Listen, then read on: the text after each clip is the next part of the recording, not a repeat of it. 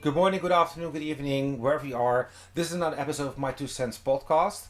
And this week we're going to have actually a really special chat.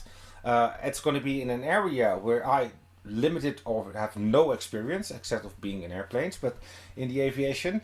I'm being joined today with a special co-creator, Anouar. I'm gonna save the surname. It's just as complex as mine, so let's forget that one. I'll put it in the comments below. I met her, I think, about a month ago when we were chatting around digital transformation and innovation. Now, as you guys know, I'm really passionate about the topic on helping organizations in their times of change, and I'm mainly from a people perspective. Anouar has done it for ages, for 15, 20 years in the aviation sector. And she came up with such great concept and such experience that I thought I really need to share her experience with the network. But before we start, Anouar, can you give our audience a short introduction? Thank you very much for having me in here. So, my name is Anouar Ouali Alami. I've spent 20 years working in aviation, mainly in the ground handling. So, managing aircraft, at the ground. So I worked in different positions in operation planning, strategic planning, IT, PMO. So I managed a lot of projects in aviation that required, some required innovation, some were typically improvement projects, and some are IT projects where we change, technology. So I'm passionate about aviation. Passion is also about innovation. I think it's part of it. And I'm happy to be here, and I like, in fact, your show. So I saw a lot of interventions from the other colleagues, quite interesting on the transformation and other topics. So yeah, thank you for having me. Cool. No, you're welcome. Thank you for being here. So we talked about aviation the last time, and you mentioned that you're really passionate about the last mile of innovation. Now I have looked it up, last mile of innovation, and if you look at the transportation sector, we're talking about basically the last part of the journey when goods, or in your case people even, are arriving at the last point of the destination. But there's more behind that. Let's first start with clarifying from your expertise what last mile of innovation actually means. Yeah. So I don't know if you noticed, but many organizations likes to talk about innovation as a process of implementing new ways of working, which would include, for example, laboratory, innovation laboratory, design thinking, etc. So most of the time, what we see, in fact, is we call it like front end innovation, right? Everything that you can see, right, which is was the design thinking, the laboratory, the hype about it, a lot of communication, PUC. But what's happened after that, right? So after that, you reach the implementation phase, which is, important, because innovation at the end includes return on investment. Innovation is only exists if there is a return on investment. So the last mile of innovation is the part where you take the POC into the market, go to market strategy, implementation, testing, generating, in fact, revenue, if there is generation of revenue, or reducing costs, depending on what type of project, innovative project is there. So the last mile is the part that is less fun, right, of innovation, because everybody would love to be in the laboratory, trialing, failing, right? Yeah. Because it's mandatory, obviously, to fail. I think in the process we go through a lot of failures. Um, so the last mile requires different skills, right? So at the first part, you have a lot of creativity, a lot of exploration, observation, understanding of what customers want to have. But to transform this into something that adds value, it's a different skill. You need around the table marketing team, you need a financial team, you need operation team, technical team, all working together. And I think this is where some of the organization face challenges. So many you have in the portfolio, you can see in the portfolio where they are, POC done, but still stuck for 2 or 3 years to do something with this, right? So this is what I mean. The last mile of innovation, in fact, is to make innovation happen. Yeah, I think this is actually a quite good one because you're right. In a lot of programs and projects we do, and I do it in a different area, but actually it's the same thing. We tend to do a POC, we implement an MVP, we want to bring it live, and then the moment it's live, we go, yes, we hit the milestone, we've done it. No, the benefits come much later. So you have to ramp up. You have to ramp up your marketing, your sales teams, your organization, the whole process around that innovation or whatever you're delivering is actually starting from that moment on. A lot of customers tell me, Rahim, we're not achieving the benefits of the implementation of X. I said, well, have you implemented it yet? Yeah, we went live. Okay, and now? And now what? Well, this is actually what you mean with the last mile of innovation. How do you actually make it work? How do you actually achieve the benefits on the mid and the longer term? Absolutely. But that's a complex thing. That's a complex thing. There are many challenges we have in that perspective. What do you think are the main challenges we as organizations need to overcome to actually achieve those benefits? Well, first of all, innovation is hard, right? It's I think we saw it already with simply managing projects, right? Even with if you have a portfolio of projects, and if you manage PMO, have portfolio of projects, you do an ROI forecasting, and on the day of implementation, you have reality, right? And you have slightly, sometimes different picture, right? So the data between the plan and the actual is sometimes different. You're too nice. You're too nice. Sometimes maybe a different picture. Different picture. So, and that's normal. That's normal because the planning, when we plan for the ROI, there were assumptions. Some of them are not tested. Some of them are sometimes just percentages just assumed, right? Not very precise. So we ended up with different picture. This is only for projects, normal projects, sometimes just improvement projects. Imagine innovation where you have no idea how to reach a certain point, because if you know what to do, it's improvement, right? It's not innovation. So in innovation, you are in the exploration phase where you are searching for a solution actively. So you have no idea how things are happening, and this is exactly why innovation is hard. I think some of the organizations that I worked for embraced, in fact, the opportunity of testing new technologies, like, for example, IoT. They give opportunity to their employees to have a delta margin of time to do some exploration. I think that gives the manager, gives the staff, the opportunity to go beyond the job description, right?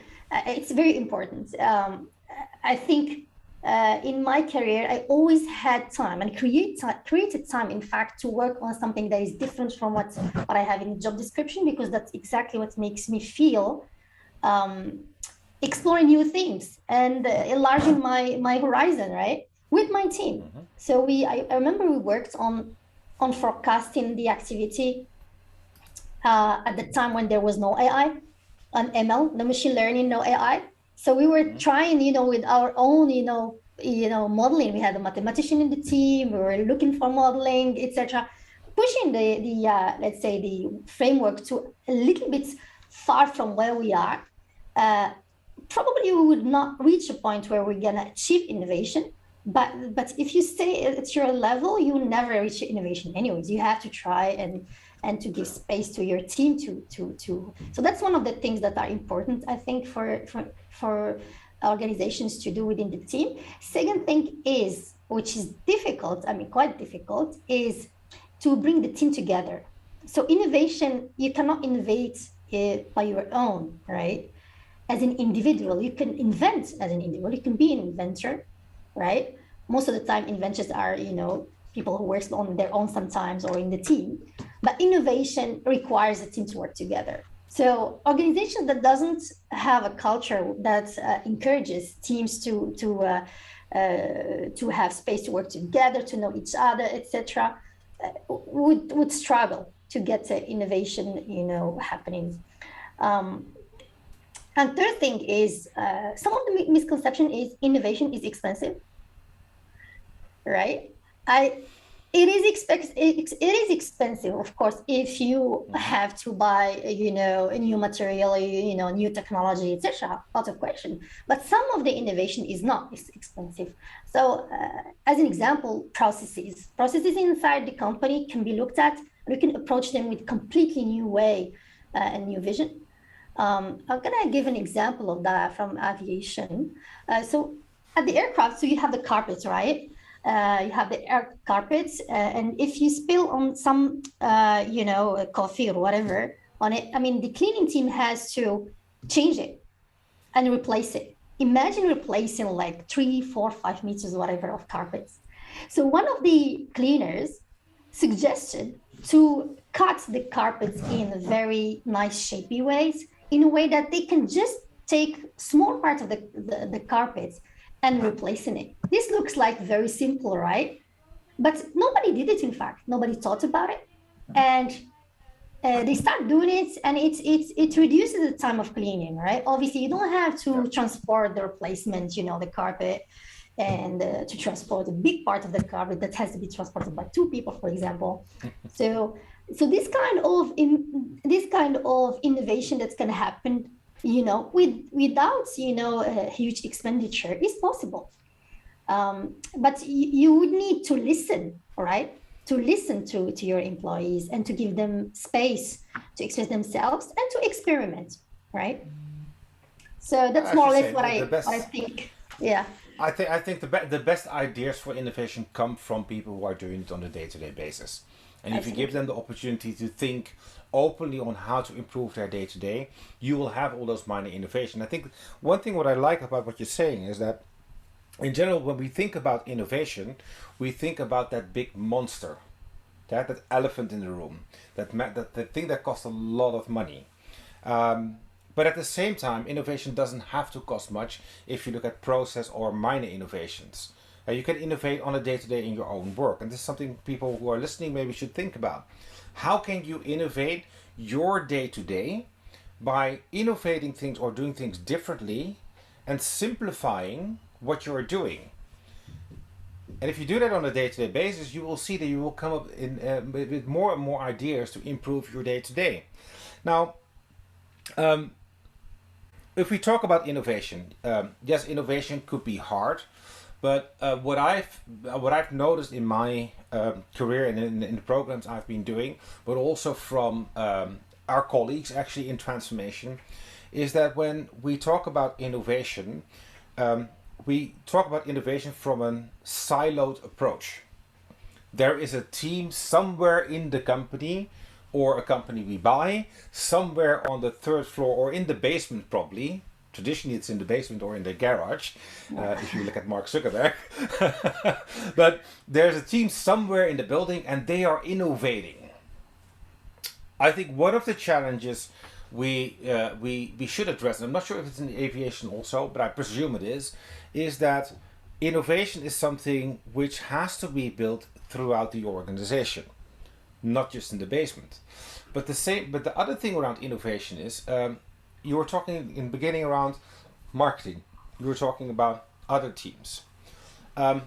Testing hypothesis if something would work. You have the innovation, and then you have the market readiness.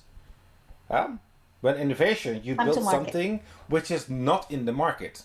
So how do you test not only the technical part and the nitty-gritty, and it's not the nitty-gritty because it's really complex, and I don't want to make people angry because it's really important, but how do we make that innovation ready for launch in the market? How can we test the hypothesis into the market?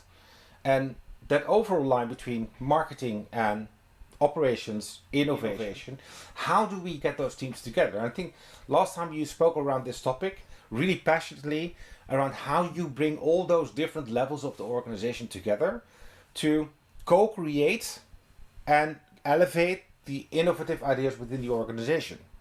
Yeah. So let's take an example of the design thinking team. I mean, sometimes if you look at who are sitting in the table of the design thinking, you would understand if this would work or not, right? If you have only technical team, for example, and some operational team, that's it in the design team, and then the facilitator, then you know that this is not going to work. You have to have a representative of marketing, communication, UX. I mean, these are probably customer experience guys as well around the table and others. I think preferably, I think the number of team members would be between 7 and 8, right? Who are representing different, specialty, let's say in the company. That's number one.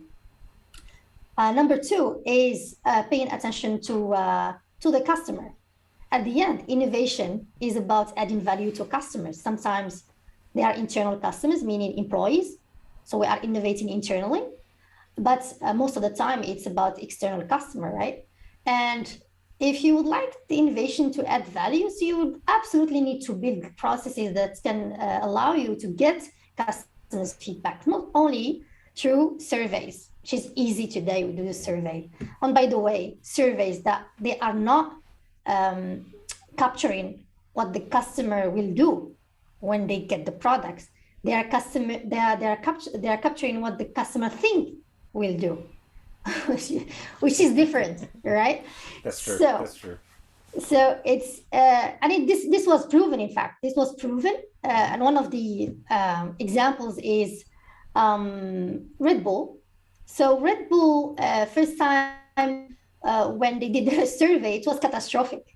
Anybody who looks at the results of the survey, they would think Red Bull would never be successful, because nearly 99% of the customers surveyed, they said, I would never ever buy this drink. So, right? So this is why surveys are, yes, they could be used, but we would need more than surveys. We would need to put the customer, during the POC at the heart of the experiment, and give the customer space so that we can see him, as if he's in his environment or her environment, right? Mm-hmm. And then observe, right? Instead of sometimes we influence, right, the environment of the customer, because it's like in the cognitive biases, confirmation bias, right? We only like what we like, we would like to confirm our beliefs, etc., etc. So we need to pay attention. In the innovation team, they would need to approach the customer in their own environment to test the product. And then even when they do that on the day of operation, they would need to redo it again to see in the real environment what does it what's the results, in fact, of their innovation, and then take action after that. I've never seen a product that was ready on day one, already 100%, providing a great return on investment. I've never seen such thing at all, right?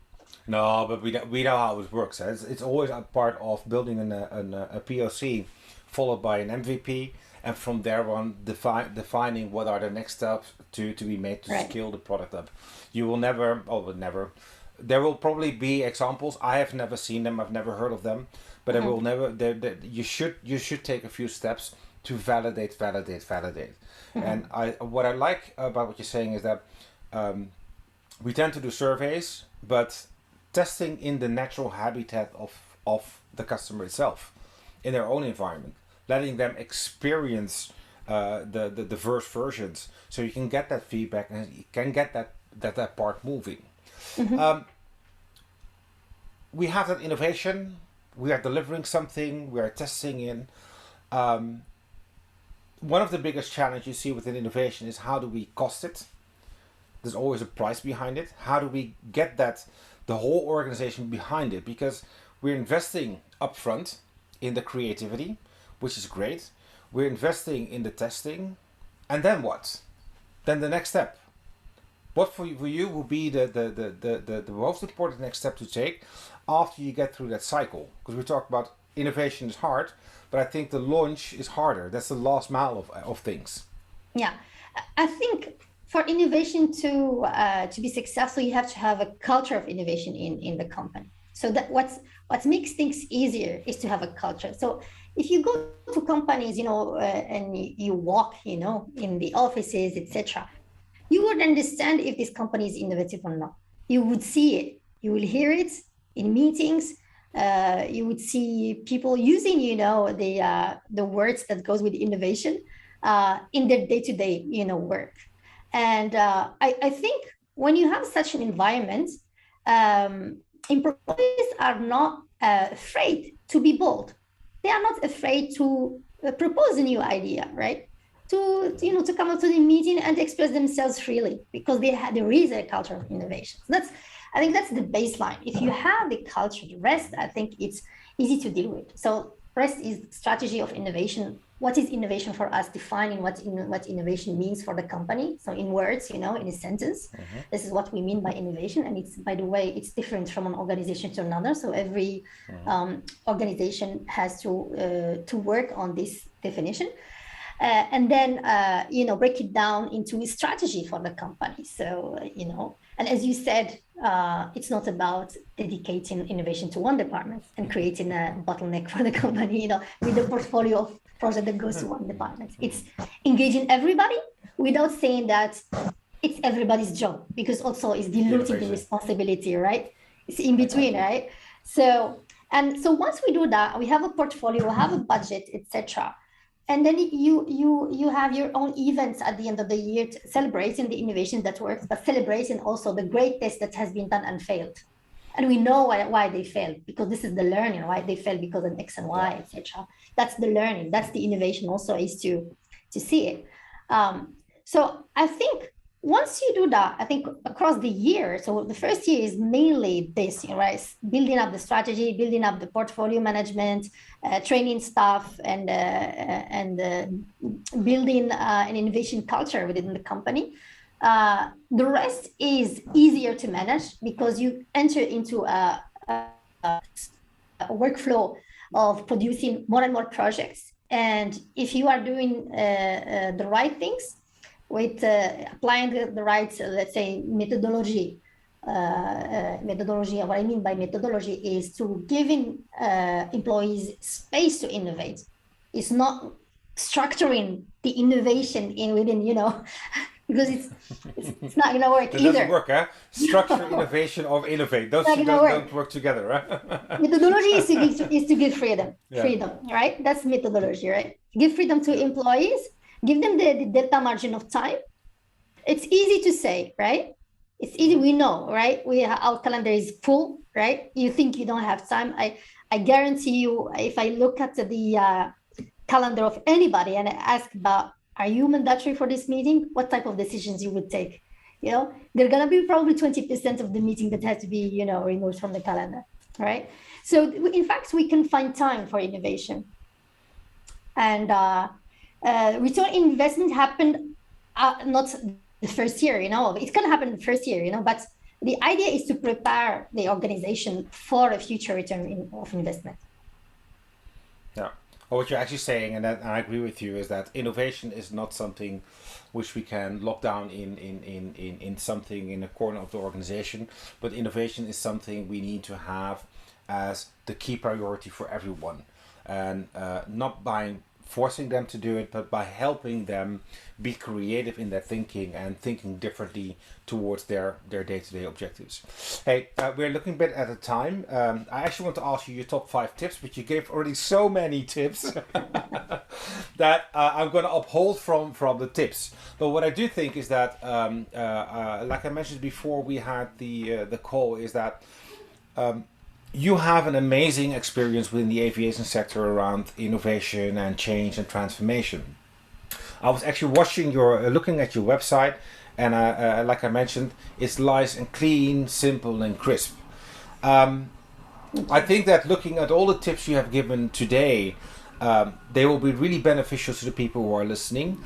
And maybe to close off with, if people want to connect with you, if people want to have a chat with you to learn more about what you do or more around your thinking on innovation, how do they get in touch with you? Definitely LinkedIn. So I'm like very visible in LinkedIn and quite active as well. So they can connect with me in LinkedIn. They can look at the innovationjourney.com website. Also, it has a lot of material specifically on the behavioral economics. So cognitive bias is linked with innovation that I think psychology has a huge impact on innovation that we are not exploring enough today in innovation. Yeah, so that's how they can reach me. Obviously, you can find a lot of websites about me, anouar.com, but that's another thing about painting. Mainly for innovation, it's definitely LinkedIn. Oh, let's take that one also because do you know that she's so incredibly creative?